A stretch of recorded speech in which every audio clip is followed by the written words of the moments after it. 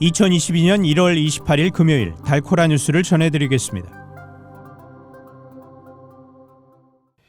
유전자 증폭 PCR 검사에서 다른 변이종과 잘 구별되지 않아 흔히 스텔스 오미크론으로 불리는 BA2 변이가 북텍사스에서도 발견됐습니다. 지난해 DFW 지역의 주택 가치가 상승하면서 주택을 판 소유자들이 거둔 시세 차익이 사상 최고 수준을 기록했습니다. 텍사스의 가스 가격이 갤런당 평균 $3를 기록했습니다. 제약사 모더나의 최고 의학 책임자가 어제 자사의 코로나19 백신과 부스터샷을 모두 맞았더라도 올 가을쯤에는 보호 효과가 사라질 수 있다고 밝혔습니다.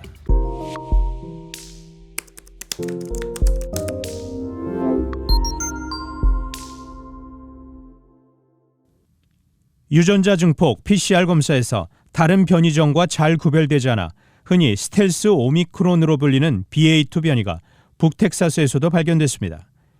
UT 사우스웨스턴 의료센터 연구소가 오미크론 변이 BA1의 하위 유형인 BA2가 DFW 지역에서도 발견됐다고 밝혔습니다.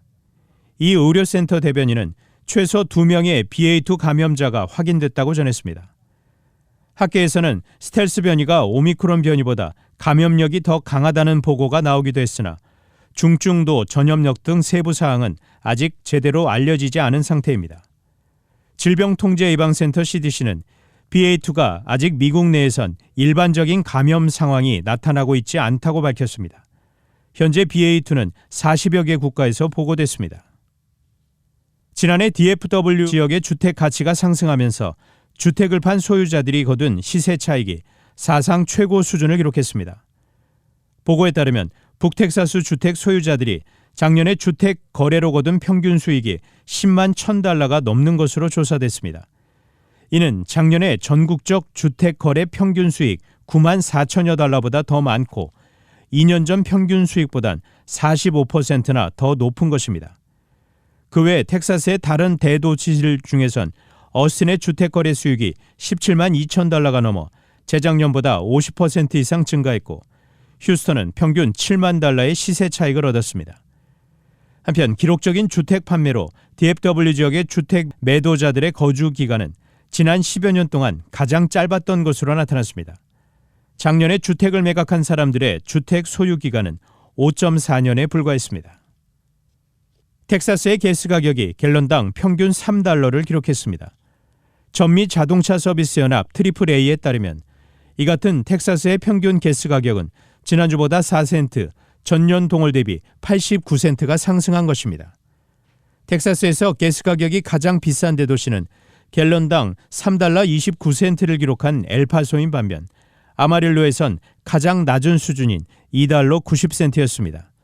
달라스 지역의 평균 가스 가격은 갤런당 $3.06, 알링턴과 포트호스에선 갤런당 $3.07에 거래됐습니다.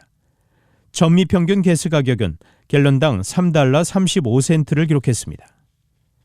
제약사 모더나의 최고 의학 책임자 CMO가 어제 자사의 코로나19 백신과 부스터샷을 모두 맞았더라도 올 가을쯤에는 보호 효과가 사라질 수 있다고 밝혔습니다. 모더나의 폴 버튼 CMO는 CNN에 나와 접종 6개월 뒤 항체의 보호 효과가 약화하는지를 묻는 질문에 연구 결과를 가리키며 부스터샷까지 접종하면 훌륭한 보호 수준을 얻게 된다는 것을 보여준다고 말했습니다.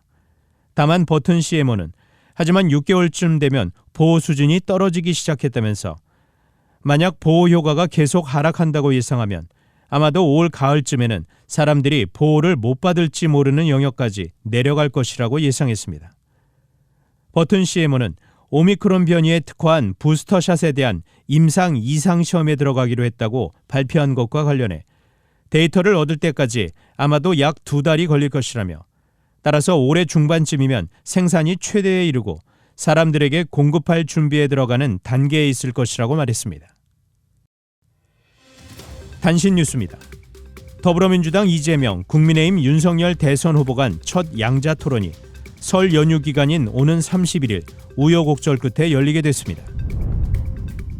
네 번째 대권 도전을 선언한 지 약 2달 만인 27일 손학규 전 바른미래당 대표가 결국 불출마 선언을 했습니다. 그는 무한 권력의 제왕적 대통령제를 폐지할 대통령이 되겠다고 공약했지만 별다른 주목을 받지 못했습니다. 우크라이나를 둘러싼 전운이 짙어지는 가운데 유럽이 에너지 대란을 막으려 비상사태에 돌입했습니다. 일본 정부가 28일 일제강점기 조선인 징용 현장인 사도광산을 유네스코 세계문화유산으로 추천하기로 결정했습니다. 지금까지 1월 28일 금요일 달코라 뉴스 최현준이었습니다.